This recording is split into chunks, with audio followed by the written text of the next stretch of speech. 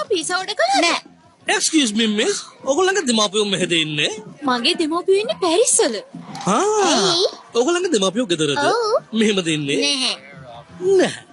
කාගේවත් දෙමාපියෝ නැහැ. ළමයි විතරයි. එක අතකින් බලනකොට ඉතින් එහෙම වෙච්ච එකත් හොඳයි. මට තේරෙන්නේ මම මොනවද අරගන්න කියලා. මං කලින් ඇඳුම් පැක් කරලා නෑනේ. පා වෙනවා. මේකනොත් ඔය කතාවමයි කිව්වේ. මොකද මම කිව්වේ?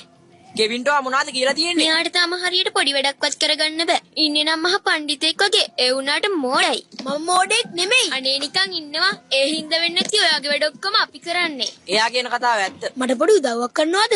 මම මේ ගමනට ගෙනියන්න ඕනේ මොනවද කියලා කියන්නකෝ. ඔය වැඩ කරන්නේ නැති දේවල් පැක් කරයි කියලා වැඩක් වෙන්නේ නැහැ. ඔයා කට වහගෙන ඉන්නවා. මම මොනවද ගෙනියන්න ඕනේ? අයියා කියන්නේ නැතිනේ මොනවද ගන්න ඕනේ කියලා. එයාගෙන්ම අහගන්න.